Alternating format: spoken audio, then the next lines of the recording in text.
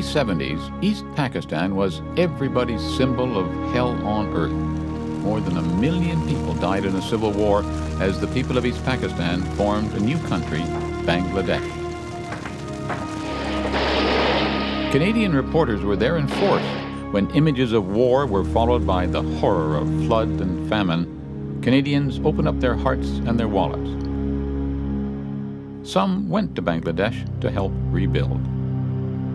When I went to Bangladesh in 1972, the place was a mess. The war had happened, there was a cyclone, people were starving, it was unbelievably terrible.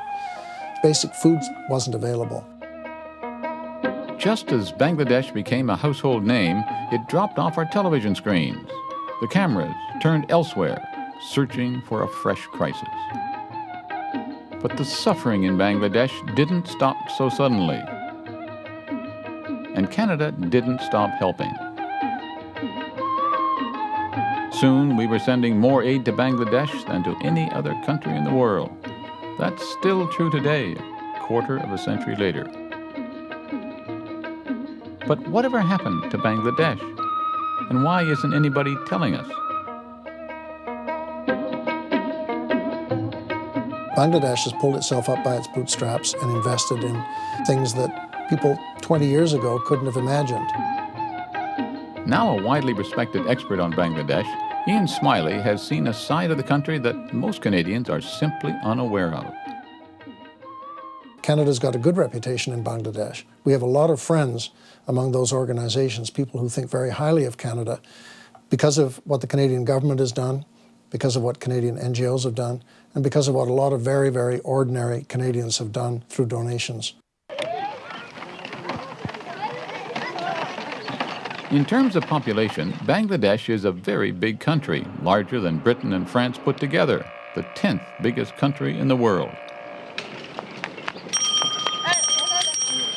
And yet, in the last 20 years, only one Canadian television reporter has set foot in the country to cover a natural disaster. We're here 24 hours a day, direct from the CNN newsroom at CNN.com. The spectacular ability of major networks like CNN, BBC, and the American networks to go in gangbusters on one major story. They tend to create an atmosphere of that story is the big story that the whole world has to cover. For the meeting, when we were having the policy discussion, you'd have 6 foreign ministers and they'd say, oh, well, did you see what they said on CNN, or did you see what they said on the BBC, or whatever? But then someone did a thesis at Harvard where all these foreign ministers denied that television had any impact on a public policy. Well, that's crazy. Television's a part of our age. Media is a part of our age. Of course it has an influence. I have 2 words. Monica Lewinsky. That shows you the influence of TV on people's views. Come on, step. Bangladesh isn't the only place ignored by Canadian reporters. Canada's media organizations employ more than 10,000 journalists, and yet there are precious few, if any, staff reporters stationed in Japan or in the entire continents of South America or Africa. Media shapes the views of politicians, just like it shapes the views of anyone else. Possibly it's one of the most important things in Canadian life, that we have our own foreign correspondents and our own foreign coverage. If we don't, we're going to go blind and deaf as a nation. We're going to end up relying as a colony. Well, in fact, we'll revert back to colonial status. We'll be a colony of other world's giant news services. It's an unthinkable proposition. When delegates from 137 countries descended on Washington, D.C. for the first ever global summit meeting on microcredit, they came to discuss a breakthrough idea developed in Bangladesh. The news cameras were there, even Canadian ones, because Hillary Clinton was there. Too many great ideas die in the parking lots of banks. I hate the word microcredit. It sounds so bureaucratic and sophisticated, but one of the things that I saw work in so many different places is microcredit, which is small loans. And when I say small, I mean itsy bitsy tiny. Former foreign correspondent Ann Medina has been a board member of Calmetto. an agency that supports microcredit in Canada and around the world. Let's say you have a woman who wants to sell fruit on the street. The capital outlay, if you will, to buy that fruit to then sell, she hasn't got, so she can only borrow it from the village loan shark equivalent, and that is at exorbitant rates. And so a little bank or a microcredit loaner will give her the loan to buy the fruit. This banking revolution has now spread to more than 100 countries. But it didn't start on Wall Street or in Switzerland. It started here in Bangladesh, in a village like this one, with Canadian help. 5 বছর চকপতা পশ্চিমপাড়া মহিলা ভিত্তিহীন সমবায় সমিতি 34 জন আমরা মনে করেন যে গরিব মানুষ সেজন্য আমরা সমিতি In the eyes of a Canadian bank, CIDA Begum would be a hopeless credit risk. Working on the farms of others, she had no assets, no collateral, and she couldn't even sign her name. But then a completely new kind of banker showed up in her village. They came on bicycles, and they met with the women first, not the men. CIDA joined a savings group and put aside 50 cents a week. When she qualified for a $100 loan, a thumbprint was all she needed for a signature. For collateral, the bankers relied on peer pressure. If CIDA defaulted, all the women in her group were responsible. CIDA used her capital to buy 400 kilograms of unprocessed rice, which she and her husband husked and dried and then sold for a profit of $60. It was enough to buy a cow, a valuable asset in Bangladesh. নিয়ে আমি ওই সাতালের থেকে যে গুড়া বাড়ায় খুদ বাড়ায় ওটা গরু খাওয়াইলাম নিয়ে গুড়া খুদ আবার ফের ওই গরুকে খাওয়াইলে হলো আমাকে কেনা লাগে না তারপরে ওই গরু আর ফেরবার কোরবানি ঈদের মধ্যে আমি 9,000 টাকা বিক্রি করি করে আমি আবার এই মনে করেন যে আবার টাকা ওই চালানোর মধ্যে নিয়ে নিই নিয়ে আবার ফের পরবর্তীতে আমরা লোন পরিশোধ করে আবার টাকা তুলি Like any good business person, CIDA is willing to pay to protect her investment, and that means another woman in the village can earn a living, treating livestock. Though CIDA is still desperately poor by our standards, her business means more for her family and a new status in the village. না পায় এখন বেশি পরিবর্তন হয়েছে কারণ আমরা নিজে হাতে কাজ করি মনে করেন সব কিছু আমরা নিজেদের হাতে টাকা গুনিয়ে দেওয়া ধান কেনা সিদ্ধ শুকনা করা মনে করেন যে সব কিছু আমাদের হাতে থাকে এই জন্য আমাদের আগে দুদিলে একটু ভুল হয়তো তো তাড়াতাড়ি রেগে যেতে এখন এত তাড়াতাড়ি রাগে না আপা ধীরে হাসতে রাগ করে তাহলে দিলে আমরা কাজ বন্ধ করি আবার সেই জন্য না আপা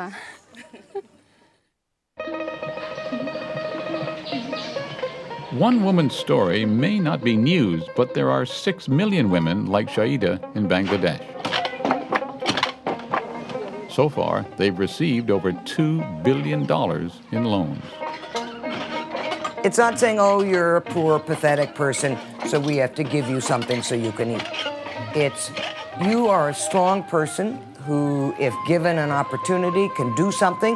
So here's the opportunity, you pay it back. And the repayment rate? 98%. Third world is, in a sense, it's the laboratory and the showcase of social action, because it's the only way anything really changes. There isn't enough power to do it otherwise.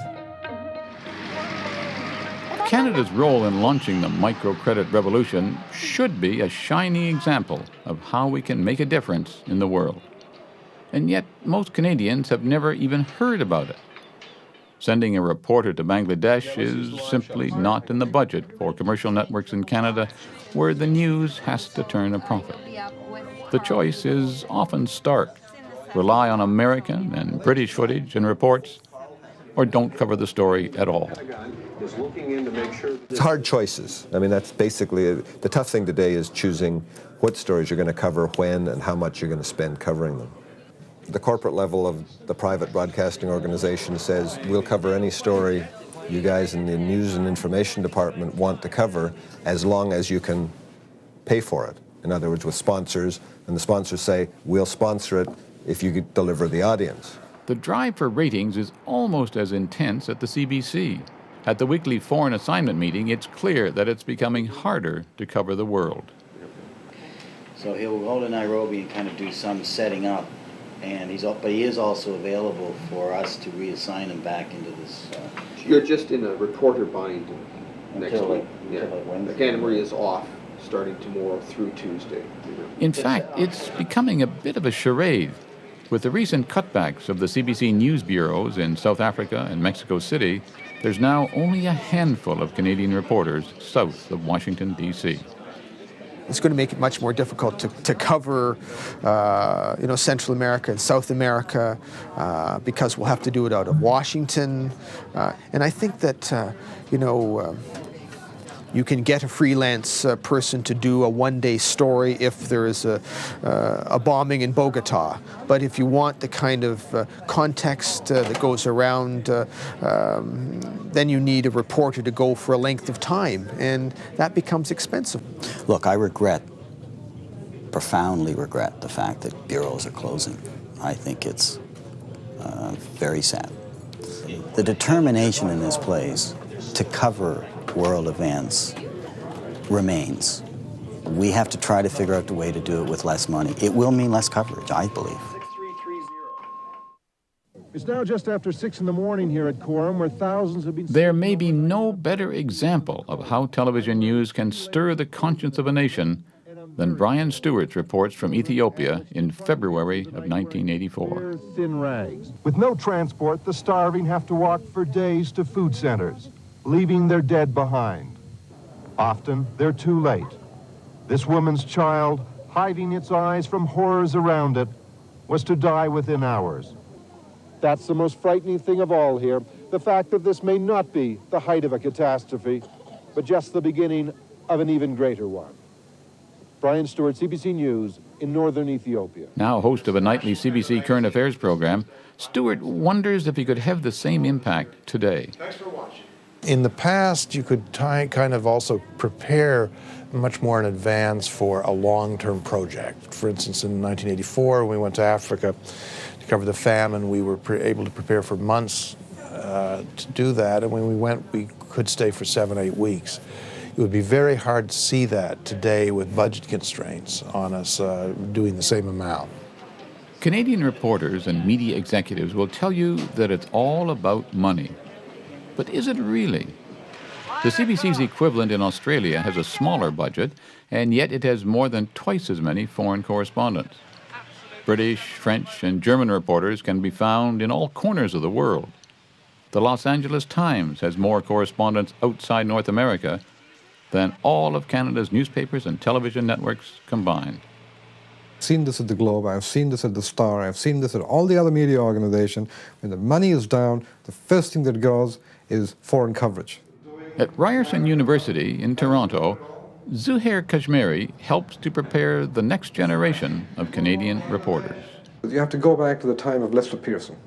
Take a look at the media coverage then, and you'll get a feel for Canada's place in the world. It was a time when Canadians were proud of their role in the world. They were proud of Lester Pearson. They were proud of the peacekeeping efforts. I mean, we were the ones that launched the peace armies. While to me as a Canadian. And if you take a look at the media coverage of the time, which I've done, you will find it so different from how we would report on the same thing today. You've got, like I said, you've got foreign aid agencies in Canada, NGOs, doing some of the most incredible work all over the world. How often do you read about that? And why not? Because I think the media is portraying Bangladesh at only the times of distress, in cyclones, in floods, and so on. F.H. Abed started the Bangladesh Rural Advancement Committee, or BRAC, with a handful of friends back in 1972. Now it provides 10 million people with village banking, training, healthcare, and primary schools. BRAC isn't the only group to have put aid from Canada to good use. The Grameen Bank, which pioneered microcredit programs, has 1,000 branches and 2 million borrowers. Proshika has more than 1 million members. RD12, a new program supported mostly by Canadians, reaches 400,000 families. People being organized, they're getting into activities, microcredit, employment activities, healthcare for themselves, the organizations of their own, which is trying to meet their needs. These things are not well publicized. And that's the reason why I think people outside Bangladesh know very little about the positive side of Bangladesh. Few thought it was possible, but by the year 2001, BRAC's banking programs will be self-sufficient. They will be paid for not by Canadians or other donors, but by the interest that women like CIDA pay on their loans.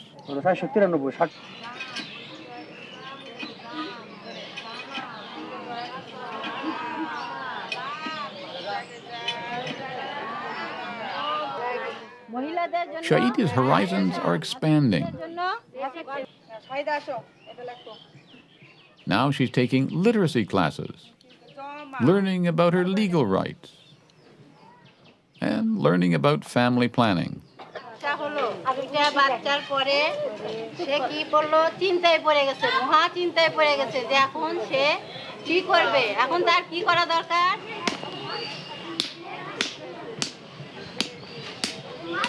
Success doesn't come overnight.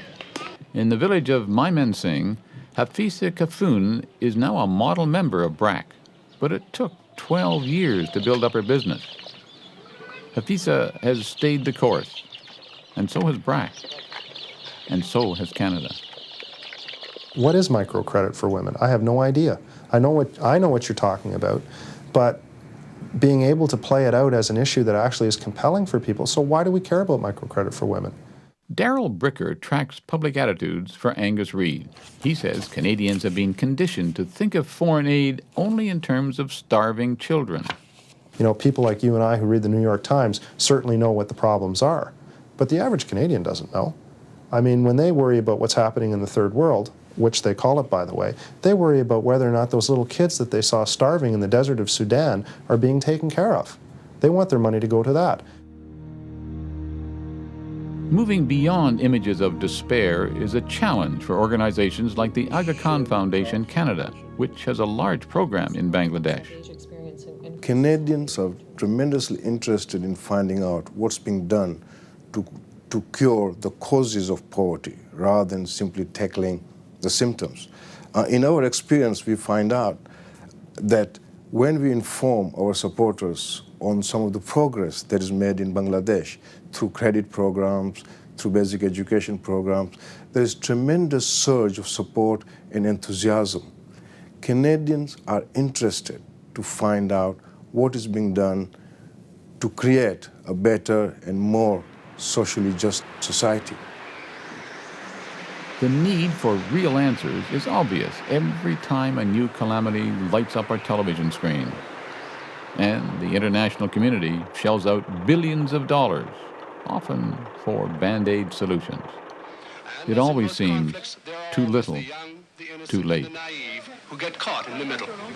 Why couldn't we have foreseen this disaster in some way? Why couldn't the great gifts of television have done something to make sure this disaster didn't happen? The world has got defined in business terms, profit, of consumer models, buy-sell models. It's very dehumanizing. It's very inaccurate. It's not the way anybody actually lives their life. And yet it's become the intellectual model on which almost everything gets described. And it gets very easy to dehumanize people in that way. Then you just say, you know, what's our economic interest in that story or in that part of the world? And on that basis, you can write off a whole continent.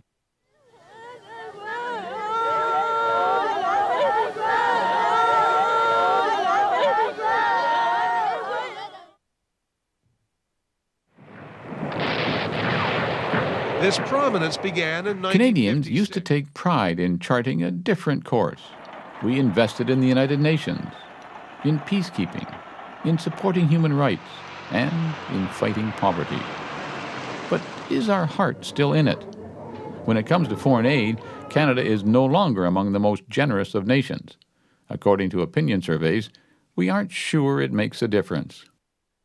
public, through no fault of their own, when they think of foreign aid, and that's such a terrible word, they're still thinking that what Canada does, or what Norway or what other countries do, is doing handouts.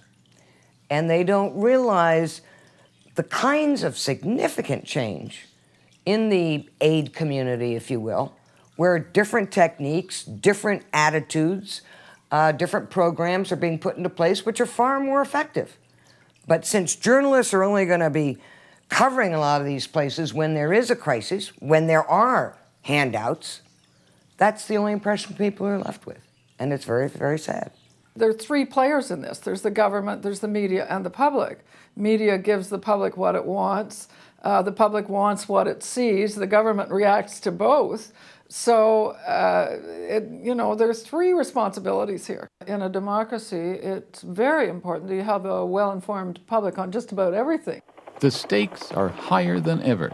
The world desperately needs solutions to the poverty that lies behind the environmental catastrophes, behind the ethnic wars, behind the huge flows of refugees. Most of all, we need to know when something works. I think there are a lot of foreign correspondents who have that same feeling. I'd like to go back to Beirut. I'd like to go back to El Salvador. I'd like to go back to the countries we once saw such hardship in, Sarajevo, and one day report on the fact that life has been put back to normal and that people live again and the future can be bright. By learning what happened to Bangladesh, we learn something about ourselves, too. We deserve to know what happened because of our generosity those many years ago, and to know that doing the right thing actually made a difference, and still does. BRAC and other NGOs are turning their attention to the next frontier, education. মেয়েও লেখাপড়া করা বাবা যে পর্যন্ত আমার আল্লাহ পড়াতে দেয় আমি সে পর্যন্ত পড়াবো মেয়ে তো আছি আপা নার্সারিতে মনে করেন যে আমি করবে চাচ্ছি মেয়েও ডাক্তারি ও কয় যে আম্মা আমি ডাক্তার হব আমি ডাক্তারি লাইনে পড়বো আর মেয়ে বলে CIDA's daughter is 1 in a million. 1 in a million girls benefiting from a school building program that may well be unequaled in human history. With Canadian financial help, more than 35,000 one-room schools have been built, all by parents, in just a few years. And the standards are high, even though the annual cost per child is less than $20. And that's why the Bangladesh story is so good, because here you had a terribly poor country, a country that was predicted to have nothing but disaster, but a country which can today, with almost twice the population of 30 years ago, can feed itself.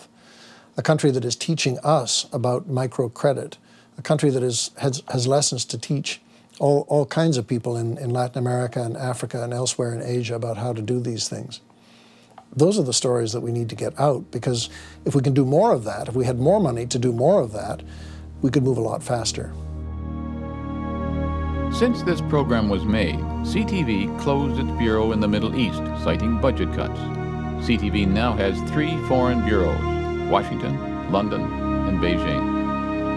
The Globe and Mail has transferred its correspondent in New Delhi, the only Canadian reporter to regularly visit Bangladesh, to New York City. The Globe now has 1 reporter in Asia.